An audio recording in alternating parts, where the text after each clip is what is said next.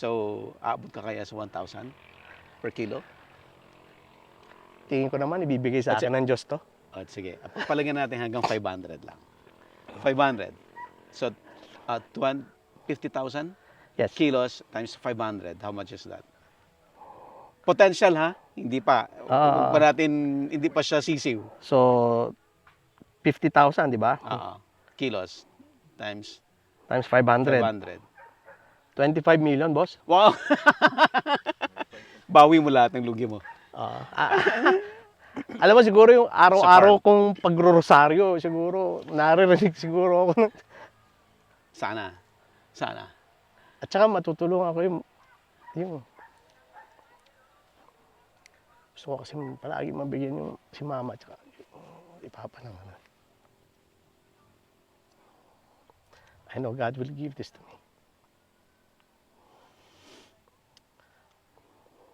Wala naman ako niloko tao eh. Wala ako niloko.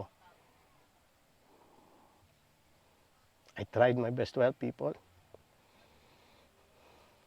Siguro, I think this is the time that, I'll get it. I think this is my time.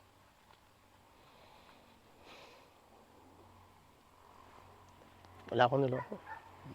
Sabihin ko lang, Tyrone's been an angel to so many people, myself included. So I think that sana ito yung reward niya for all of the good things that he's done.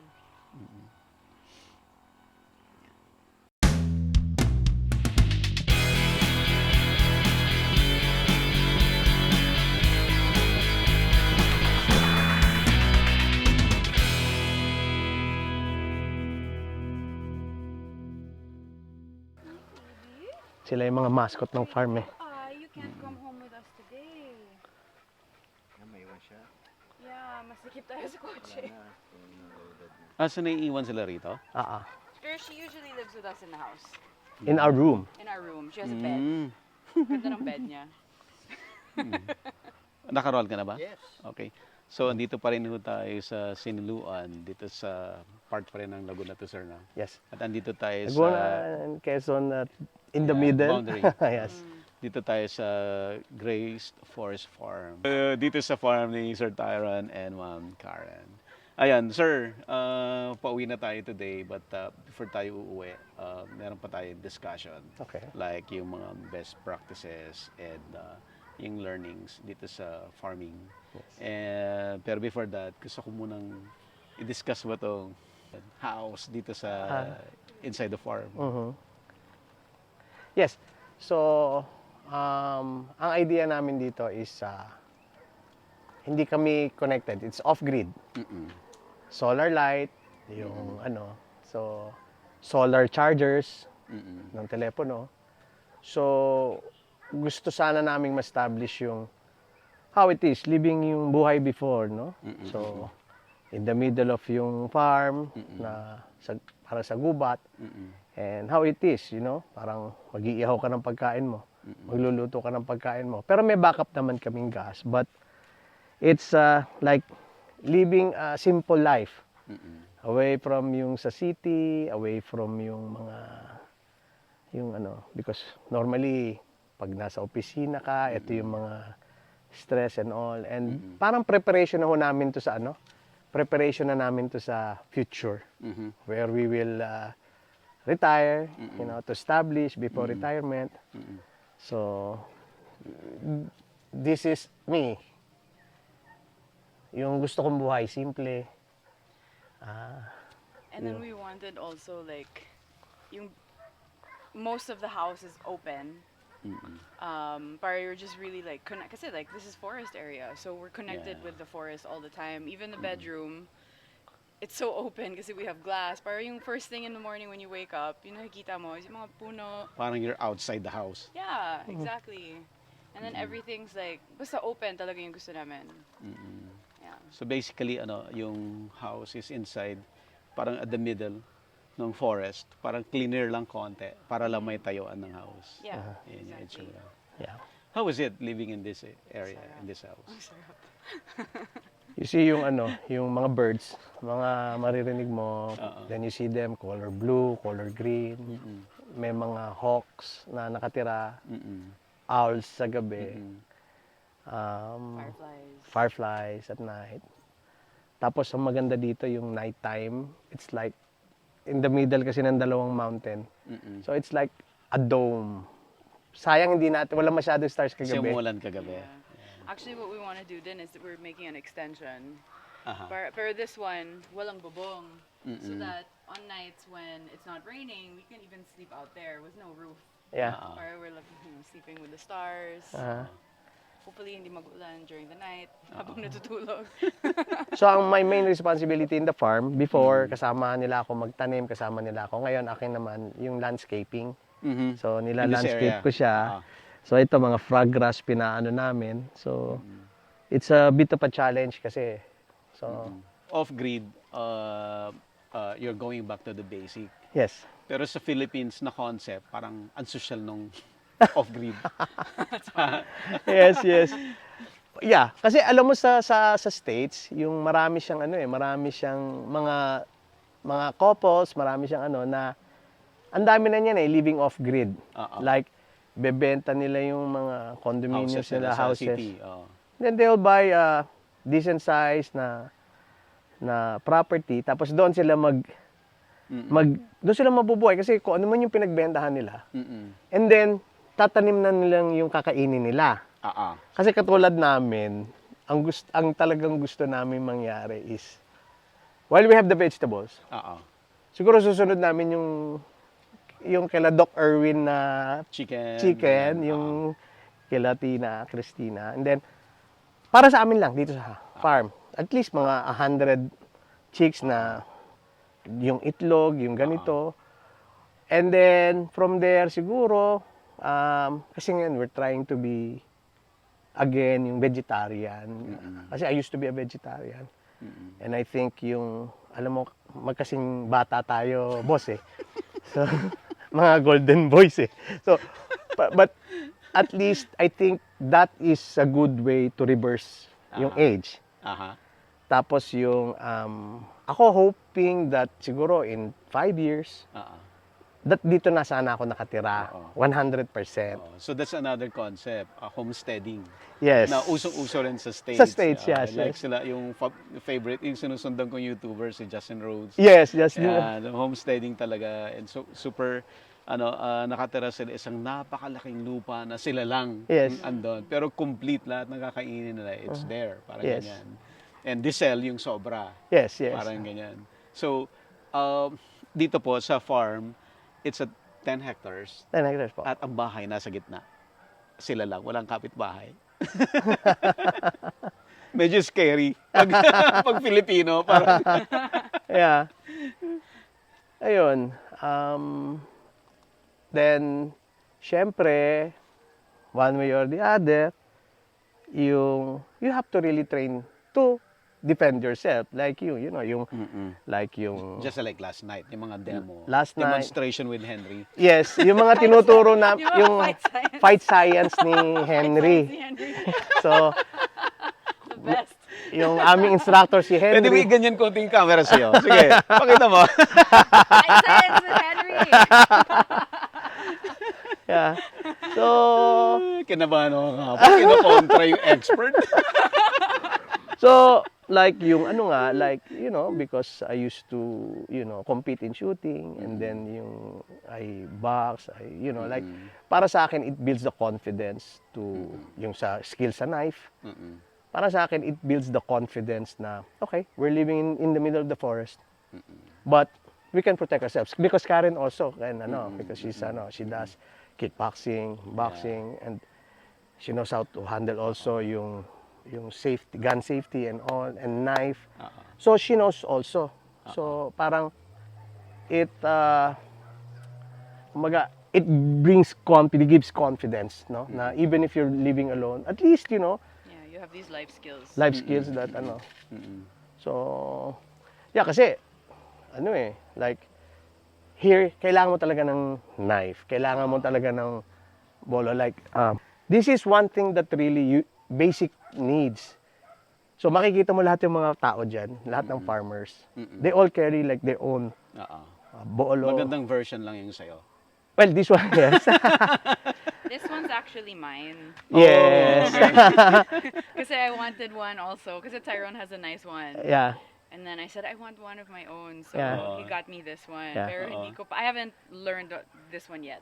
Oo. The good thing about, So- the life of farmers are, this is like your carry. Like the Wild West, there's like, but this one is how you use it. Like, okay, when you want to chop some wood, nagagamitin mo mamaya pag kakain kami, ready. So, madadaanan mo, that's it. Yeah. Karen, anong ginagawa mo sa farm? Parang unang tingin, kaya ba yan mag-survive dito sa farm? Actually, madami akong ginagawa dito eh. Well, let's see. I started out yung mga paggamas. So, I would really spend the whole day. Yun yung mga ginagawa ko. Oh, she does that, 8 hours a day. Sometimes she doesn't, minsan yung break niya, 30 minutes, Yeah. And then, I also learned how to, gamitin yung itak. Oo. Pag-chop ng wood. Chop ng wood, yung asarol. Kaya ko na din yung roots. Kunyari, kasi may mga May trees i-clear na ka. natira dito Stumps, for stumps that matagal siguro, before na-cut down. So we have to take it out kasi medyo delikado din eh. So I learned how to do that. Harvesting, transplanting. Ano pang ginagawa ko? Yun, transplanting, pagtanim ng sili, pagtanim ng pechay, she is, I'm hands-on talaga because for me it's really important na alam din namin yung work, like we understand it ourselves. Kasi parang how can you say that you're a farmer pero Wow, ang hindi mo ganda ng farmer. naranasan yung hindi mo Niloloko nga namin kasi yung arawan, sinasabi namin yung arawan, Oo. kasama siya dun sa mga arawan namin na, tawagin nyo na Baba ng yung rate ko, arawan, nakakainis mas si boss. mababa yung rate niya. So, 250 a day siya. So, Buti nga may raid ka eh. Dapat nga, labor of love lang yan. Tawag ka naman. Isa ka pa. ay, nako. Yeah, so, ayun, basta I think it's really important na if you are part of the land, like you should really understand how it feels to do everything. Like, syempre there are other things na hindi ko pa na-try mag-grass cutter with a machine. I haven't used the, what do you call that, the tiller, the hand tiller? The hand tractor. Hand tractor. Like yun, I haven't tried. But I think, generally speaking, I can help out with most of the things that needs to be done. Lahat. Ang sa akin kasi is,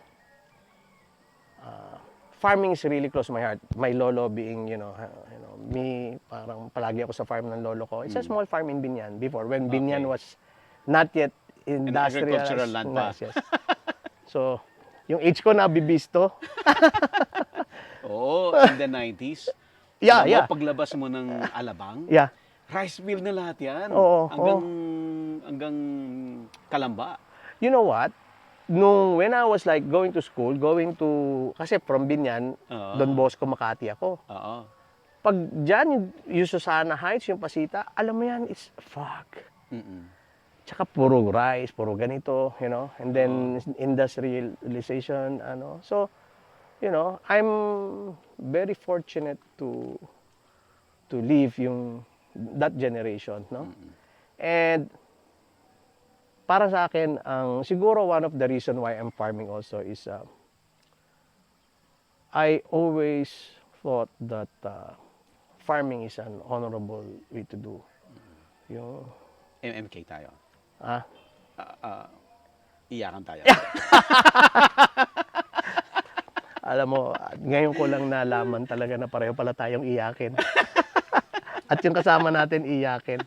Oh, yeah. Palagi kaming umiiyak sa show mo. This farm is inspired by agribusiness, how it works. Wow, thank you. Yeah. Nung wala pa kami, nagpa-farm, Kids, naniniwala na kayo. naghahanap oo nga. Cheska. Talagang idol ko yung daddy mo. So, even before na makahanap kami. Dapat kasi kami mag-San Juan, Tuy, Batangas, and then finally, yung napunta kami dito sa through my stepfather and my mother na then bago pa lang kami pumunta, dalawa ano yan si June and si Chris. Every night, mandatory na manonood kami ng agribusiness how it works. Yung ampalaya and kamatis, Tomato. yung native chicken kay Dr. Erwin, yung sino pa ba yung mga marami yung sa ampalaya, sa ganyan. So everything. So the good thing about watching agribusiness how it works is for me it's a very intelligent conversation. Yung Ba't sinabi ko nga sa'yo, hindi ako intelligent. Hindi talaga ako intelligent. We beg to differ. yeah, ako ngayon alam ko na kasi last night ang haba ng storya natin, dinidefend ko na intelligent ka. So na-convince ko si Henry, di ba? Buti naman. So it's it's like a normal conversation. I'm really very happy na napagbigyan niyo ako na, because aside from learning a lot,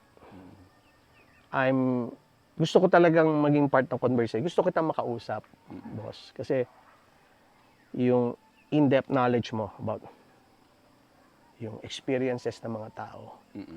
And ako kasi I love conversations. And over coffee or over wine, which we had last night na I think ang dami natin na cover. And I think main thing talaga is, ako masasabi ko is, farmers are blessings from God. Parang, At hindi nila alam yan. Yes. Hindi nila alam. Yeah. I wanna be, kumbaga, gusto ko na, kung makakatulong ako na, masabi sa kanila na, hey, Mr. Farmer, farmer ako, and I'm very proud na farmer ako. Because we're doing honorable things. We're not corrupt. We don't steal. We don't do this. And then, ang aspiration ko is to become a full-time farmer because I want to live a beautiful life. It's not a simple life. It's a beautiful life. Nandiyan ka sa nature, nandiyan yung mga tanim mo, nandiyan yung mga halaman. Kasama mo the farmers. Kung nakita nyo kagabi, nandito lang, kumakain tayo sabay-sabay, nagkukwentuhan tayo. And the conversation is very simple. Oh, yung sili, bakit mo ganito? O yung kalamansi natin. And then, you talk about lives, you talk about just like what the normal farmers na hindi nila pinag-usapan yung kailangan mo umutang sa bangko para dito sa negosyo mo na to. Magkano yung babayaran mong ganito, magkano yung ganito. Parang, okay, galingan natin para makabenta tayo ng sili. So, pag Sabado, pwede tayo magsalo-salo ng masarap. Bababa tayo sa baksakan dyan sa Real. Bibili tayo ng isda, iihaw natin yan. At ang favorite ng farmers namin dito, yung hotdog na may marshmallow. So doon Sa kami. bonfire. Sa bonfire. So those, so ang gusto ko po, umaga, yung farmer is a noble job. A noble. And I think maganda pong platform yung yung show nyo. Na talagang palagi ako naiiyak. Maraming beses ako naiiyak sa mga episodes niyo. And I really hope, boss, that this starts yung not only just this, I think friendship also, start of a good friendship. And ako nakita ko na lahat na napanood ko, all the farmers, all the episodes, they're all great people, magagaling, honorable na tao. And who knows, maybe somewhere in the future, makadil ko naman yung mga ibang farmers na So, yeah, I'm looking forward to, and I'm very, very happy that I was given a chance by Agribusiness How It Works na makaroon ako ng wonderful conversation. And in the process, ang dami ko pong natutunan. Para bang, yung mga summary nyo doon sa mga taong mga nakausap ninyo na pag-usapan namin. Mga problema namin sa farm, mga So, nagkaroon ako ng maraming insights. So now I know, I think, yung sa pag-uusap natin. Mm-mm. Mas ang direction ng Grace Forest Farm will be more organized, will be better. And siguro those are the things that you do, sir, sa mga farmers like us. Okay, from corporate world ka rin. Yes, yes. Okay, and you have your own business. Yes. At yung farming, ba't mo naisipan mag-farm na meron ka namang business sa city? Okay. I always dreamt, I always like tell people that I really, I want to have a farm, I want to be a farmer. Mm-mm. And then nung pandemic, Mm-mm. just like many other people, Mm-mm. nag-struggle yung business. Mm-mm. Kasi from yung ashfall noong January, Oo. then yung nag-lockdown noong March. Mm-mm. So, talagang nahirapan kami. Nahirapan yung business. Mm-mm. So, wala talagang kinikita, lockdown eh. Mm-mm. So, hindi ko alam kung kailan maglalast yung ano yung total effect ng pandemic. Now, sabi ko, why I don't, this is probably the time mag-start ako ng farming. Mm-mm. So, umattend muna ako ng mga webinars. Mm-mm. Marami. So, work from home kami. After work from home, mga 5, magdi-dinner ako, 6. And then, webinar na ako niyan, 7 p.m. up to 1 a.m. Mm-mm. Siguradong loan yung time na yun, talagang mga 1 hour a day. Agribusiness how it works. Pagkatapos noon, attend kami ng yung chicken kay Dr. Erwin Cruz, attend kami ng seminar, attend kami ng beekeeping. Mm-mm. That's our yung bee colony. Oo. So we have bee colonies there. And that's the big one. So more or less, based on the numbers, siguro mga 1.5 million bees ang Wow. natural pollinator namin sa So, yan yung aming luya farm. Mm-mm. Tsaka lemon. Mm-mm. So, and then going back, so we started looking for a place to farm. San Juan, Batangas, Tuy, Mm-mm.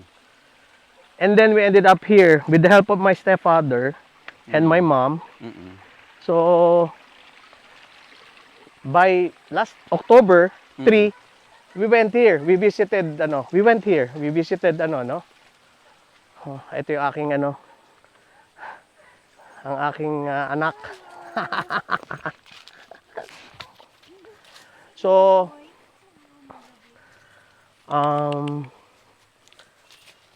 October 3, October 3, Mm-mm.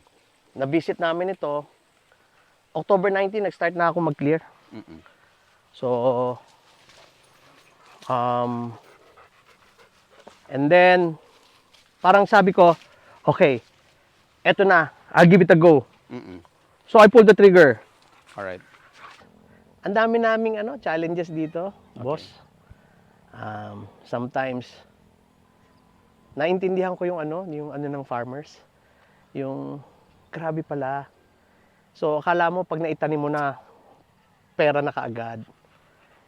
Hindi pala ganun. Kasi, challenges. Lakas ng ulan, pechay, pwedeng matunaw yung mga leaves mo. Nandyan yung mga uod, nandyan yung... pero yung first harvest namin, tree ng pechay, ang gaganda talaga. Like, tawag nga namin, Instagram. Instagrammable. Ang ganda. When we brought some home, so nilagay ko sa parang Yeah. flower vase. Tapos, pinicturean ko and then I sent it to him and then he posted it. Yeah. Talagang ang ganda. And then, biglang naabutan namin ang baba ng Presyo. presyo. So, nung tinanim namin yun, 70 pesos yata, 80 pesos per kilo. Mhm. Nung umabot kami, 15 pesos. Okay. Ano ang learning dyan sa pechay na yan? Number one, talagang kailangan yung panahon, Dapat Okay. tama. Hindi siya pwedeng pag talagang tag-ulan kasi matutunaw yung dahon. Okay. Pagkatapos, kailangan meron ka talagang babaksakan. Yung meron ka ng suki, meron ka ng market. Kasi ang dami nga namin pechay, wala naman kaming mapaglagyan, wala kaming mapagbigyan. Tapos, babarating kami sa palengke. Kasi Okay. hindi namin alam eh. Oo. May solution ka na sa problem na yan? Alam mo yung sa pag-uusap natin kagabi, thank you very much. Yung sabi mo sa amin, sabi mo sa akin kagabi, which I took like, sabi mo, kailangan alam mo yung market. Sabi ko kasi, ang basehan ko yung Quezon, yung Prosi. Prosi. Oo. Sabi mo, alamin mo rin yung sa Balintawak. Alamin mo rin yung sa mga ibang areas. So, alam mo. And then, pumunta ka, huwag mong ibigay pag sobrang mura. You know? Like, know kung ano talaga yung presyo and stand by it. You know? So, yun yung natutunan ko. Tsaka find an honorable buyer. Kasi ako, boss, my career throughout, I came from the ranks. From magandang pakinggan, liaison officer, but it's a messenger. Okay. Administrative assistant ng PNB, pero clerk yon. Sekretaryo ako ni DOTR, si Boss APT, Attorney Tugade. From there, legal secretary, kasi I wanted to be a lawyer before. So, parang sa akin kasi you should be a man of honor and yung honest ba as much as I can. I'm not saying that I'm an angel.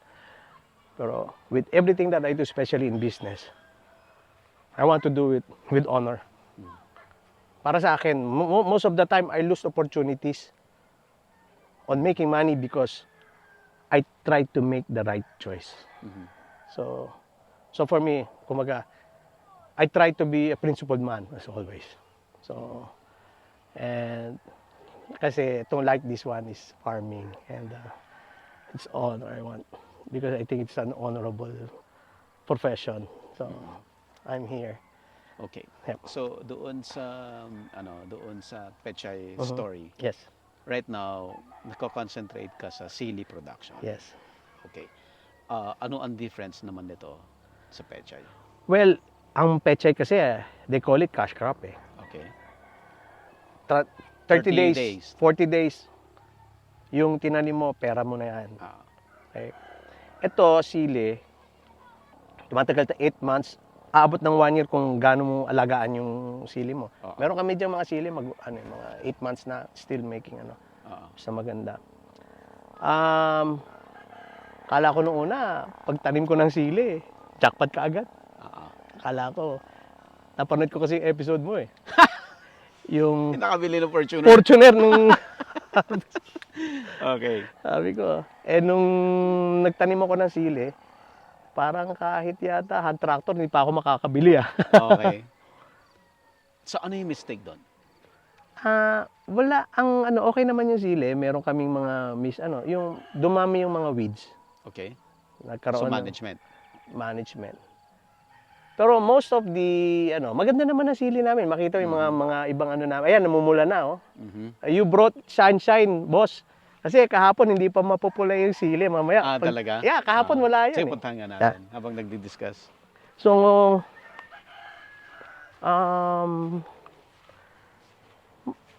pagtanim ko ng sili, biglang bumaba yung sili. Okay. Biglang Wrong timing na naman. wrong timing na naman ako. Okay. So now, alam mo na yung tamang timing. When to plant. Yes. Okay. Pero gusto ko talaga, boss, ma-establish ko yung maging expert ako sa sili. Okay. Kasi yun nga. Makilala si Tyron si Siliman. Yes. Sili naman talaga ako, pero sili. Oh my God. Ayan tinan mo. It's kahapon boss, wala yan. pang pula, ayan. Okay. So, ang maganda dyan, boss, so makikita mo, meron pula, Okay. then merong green, Okay. tapos may bulaklak na. Aha. And ano to ha, katatapos lang ng bagyo. Oh, yes. Alam mo, sa pool kami ng malakas na ulan. Mm-mm.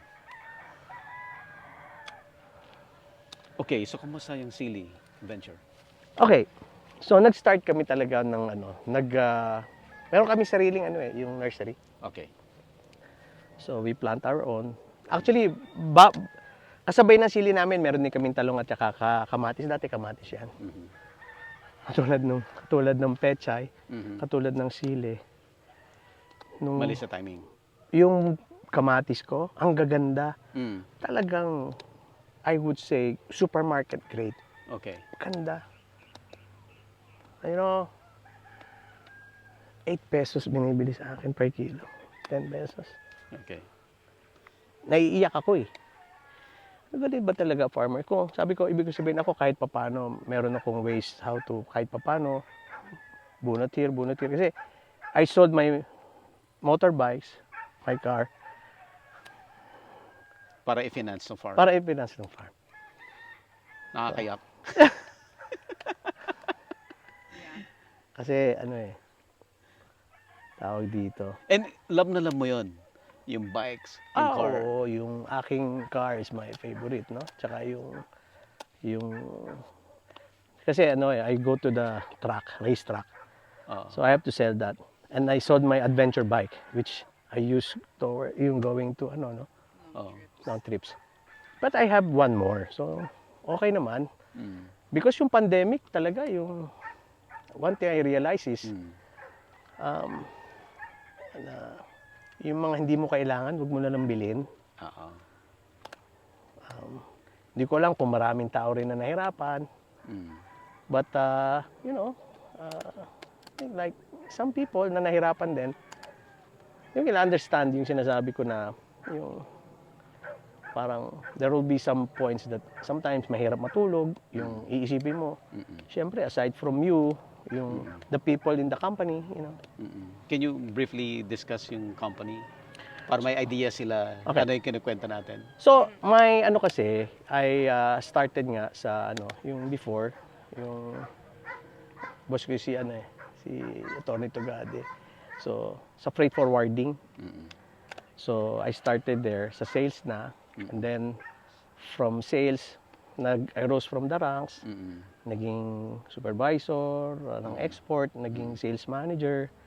Eventually, You put up your own. yeah, naging muna, my journey is I had a really good boss, yung Okay. si Mr. Ramon De Leon, who's like a father to me. Mm-mm. He taught me, a lot of things. And doon ko nakuha sa kanya lahat ng break ko, yung pagiging sales manager. And then, medyo sinuwerte ako kasi diretso ako magsalita Honest ako. Mm.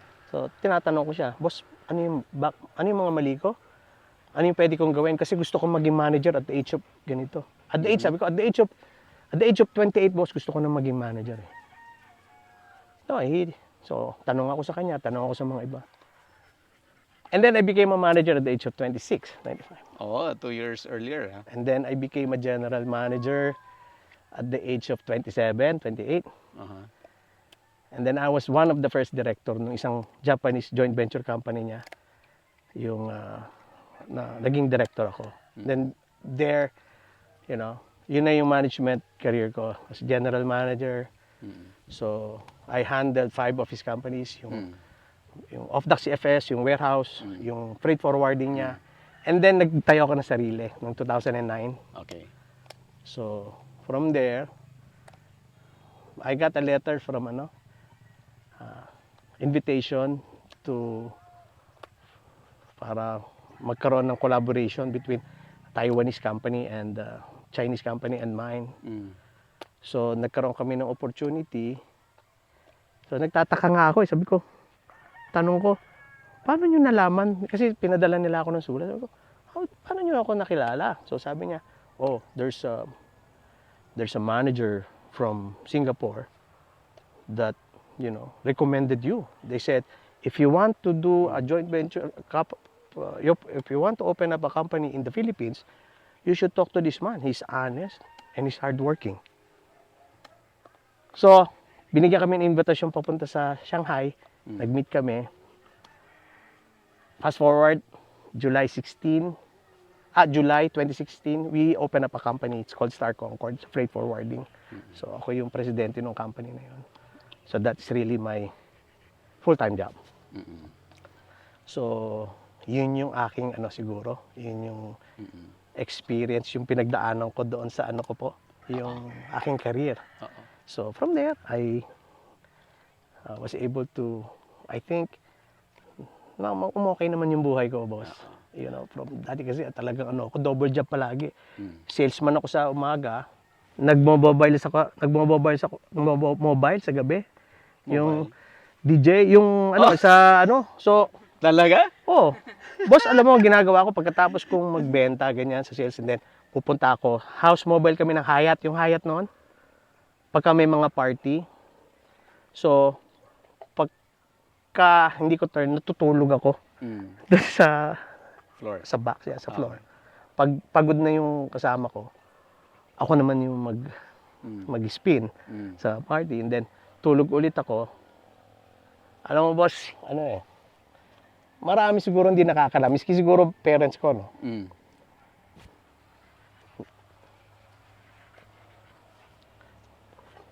Hindi siguro nila alam na natutulog lang ako mga 3 hours, 4 hours. A day.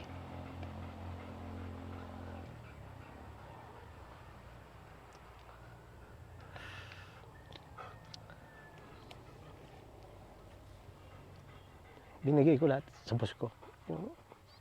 Okay, Mr. That's like that. Alam ko yun eh. Makikita ko yung mukha ng boss ko. Pag nakikita ko, malungkot siya. May problema ang boss ko. Kailangan kong galingan. So, lahat ng problema niya sa company niya. Minsan, may kaibigan siya eh. Kaibigan ko din, sabi niya, kausap ko yung boss mo, minsan, naninigarilyo lang, daming iniisip. Sabi ko, ganun ba? Naghahanap ako ng kliyente. Pinapayag tayo na, sir. Oh my gosh. Hindi ko, Yan na. ay, naku. Nanonood ako sa'yo, umiiyak ako eh. Pero hindi ko alam, iiyak pala ka sa show mo. Hindi, talagang loyal ako doon sa boss ko. Talagang, ayoko. Okay. Loyal ako sa boss ko. So yung character na yan, advantage mo yan doon sa success ng sarili mong business.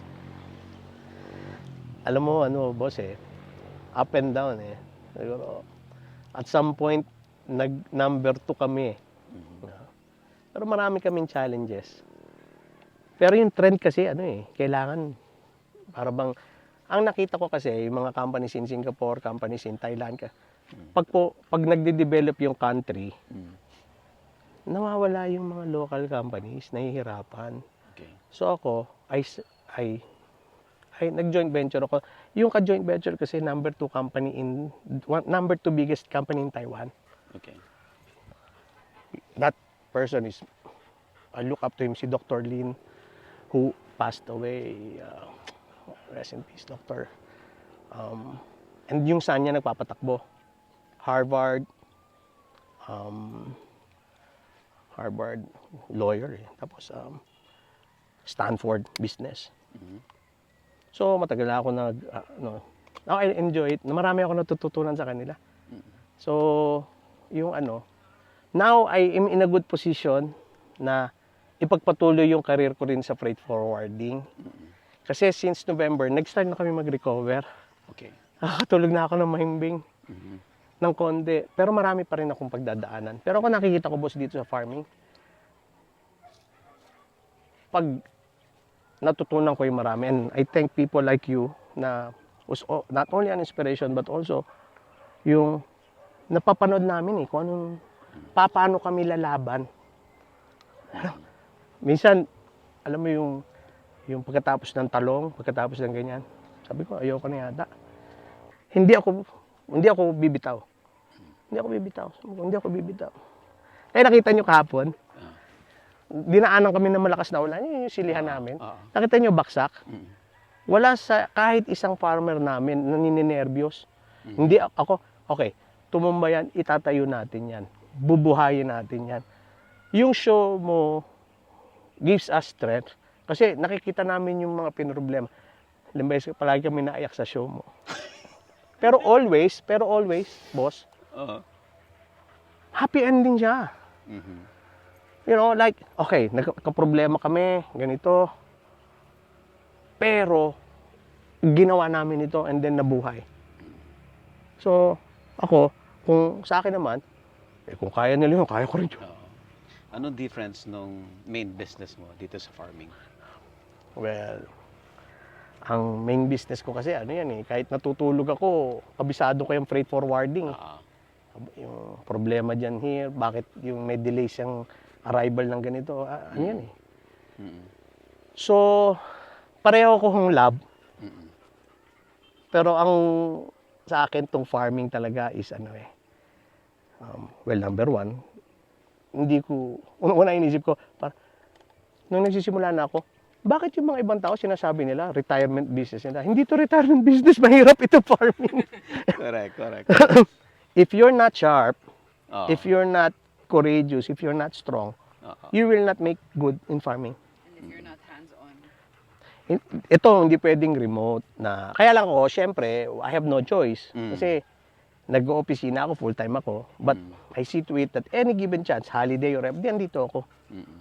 Sometimes, pagkatapos ko sa office, medyo matapos, yan, pupunta ako dito. Kasi at least, pag nakamotor ako, mabilis na makakapunta dito. Mhm. Makakabalik ako, kinabukasan, diretso na ako sa office. Mm-mm. Or work from home. Medyo tumataas na yung sili. Boss, Papunta ka sa jackpot. alam mo, Okay. kung ito yung alimbawa yan, kung uulan, gusto kong harangan, kung kaya kong harangan eh. Oo. Kasi, eto na eh, ayan na. Eh, nagbubulaklak na yan, ano yan? In one of my episode, sabi, pag mababa ang presyo, huwag niyang papatayin. Pero medyo slow down Yan. yung inputs. Mm. Pero once napataas yung presyo, habol na siya. Okay, ano ang plano mo dito? Pataas ang presyo. It's your chance. Full throttle ako, boss. Aha. Full throttle, talagang, ayun magtatanim pa ako ng meron pa ako 4,000. Mhm. Magpupunla ako ngayon ng So, ang aim ko is 30 to 35,000 by the end of meron akong sili Mhm. na, na God willing. Mhm. God willing. Ito po yung Your time. project is how many kilos yan? Bawal daw magbilang Nang ng sisa. Pero, nang sisiw na wala pa yung sabi kasi nila, kapag ka ang isang puno ng sili, Oo. nagbubunga yan ng 2 kilo. So, Okay. kung 30,000, sabihin ko na lang, 60,000. 60,000. That's 60,000 Okay, sabihin ko kilos. na lang 25,000. Oh. 25,000 para yun na lang yung times 50,000 kilos. times Potential. 2. Okay, potential 50,000, 50,000. Sabihin Times how much ang ngayon, sili? ko, boss, Ngayon, 380, 400. 380. Okay, hindi pa yan mataas ha, tataas pa yan. Kasi kapapasok pa lang natin ng burr. Yes. Okay. So, aabot ka kaya sa 1,000 per kilo? Tingin ko naman, ibibigay sa akin ng Diyos to. At sige, palagyan natin hanggang 500 lang. 500. So, 50,000 Yes. kilos times 500. How much is that? Potential ha? Hindi pa. Huwag pa natin, hindi pa siya sisiw. So, 50,000, di ba? Kilos times Times 500. 500. 25 million, boss. Wow! Bawi mo lahat ng lugi mo. Alam mo, siguro yung araw-araw kong pagro-rosaryo, siguro, naririnig siguro ako. Sana. At saka matutulungan ko yung gusto ko kasi palagi mabigyan yung si mama at saka yung ipapa naman. I know God will give this to me. Wala naman ako. Niloko tao eh. Wala ako niloko. I tried my best to help people. Siguro, I think this is the time that, I'll get it. I think this is my time.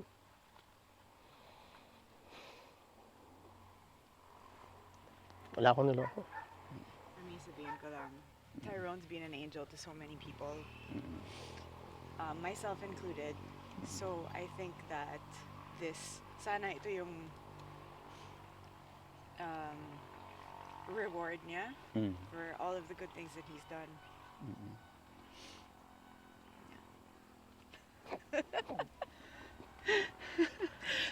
Ang galing mo talaga, boss.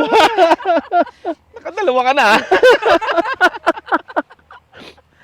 Henry, pati ka walang tears. Malapit na nga eh. Iniisip ko, agabi, kukulit natin yan, gigiyakan tayo. Ano para bang tawag dito. Ano kasi boss, 'di ba? Sabi mo nga, hindi naman tayo magkakilala, ganyan. All of a sudden, this is your first time na mag-overnight, yung mag-spend kasi We don't sabi niyo, usually do that. oh, We go home every shooting day. so here we are, our second day. Tapos last night, nag-bonfire tayo, nag-ano tayo na Grabe si Sir Tyron na yung training niya sa gun, sa defense, ganyan, di ba? Yung skills mo, tapos umiiyak. He's just a big teddy bear. Ay, mama, umiyak ko. pero thank you sa tip mo sa fight science, Henry. Buti na lang naka-off-cam. Meron Pero actually. alam mo boss, next time, Oo. please invite Ma'am Cathy para so we can we can spend time. Si Karen was looking forward but tsaka miski walang episode or whatever. Tsaka pag meron kang mga long trip na sundan ka namin, nakamotor kami ni Karen. Oo. Fun. Yeah. So tutulungan namin si Henry pag pagod na siyang mag Henry, ako naman. So I guess dito na natin tatapusin yung episode natin and marami ho tayong natutunan. Si Sir Tyron ay isa sa successful sa business na nag-try ng farming na akala na marami ang farming ay na ganun lang kadali. Pero ang dami-daming challenges pa rin. And hoping na yung sinasabi na ang hirap sa farming kasi yung may jackpot. No, hindi pa rin mabago-bago 'yon until hindi nagbabago yung market, yung players dun sa market hanggang walang nagbabago doon sa may nagdidikta ng presyo or naapektuhan ka ng low of supply and demand. Ganyan lagi, umaasa lang yung farmer doon sa jackpot. But meantime na nandun tayo sa ganung scenario, hope na maranasan mo yung jackpot na ngayon, itong season na to. Yes. Thank you very much. Thank you very much. So yun, I guess, I think okay na tayo. Yes, Unless meron ka yes. pang last message to our audience, direkta to our Yep. audience. Okay. Oo. Ang sa akin is siguro I would say that farming sa mga kapwa ko farmers, honorable job, honorable profession. Huwag tayong mahiya na we're farmers. Let's be happy. Let's be proud. Because sabi nga, 'di ba, yung may nagsabi, when God created the world, God created farmers as a safekeeper to provide food. So tayo po yun.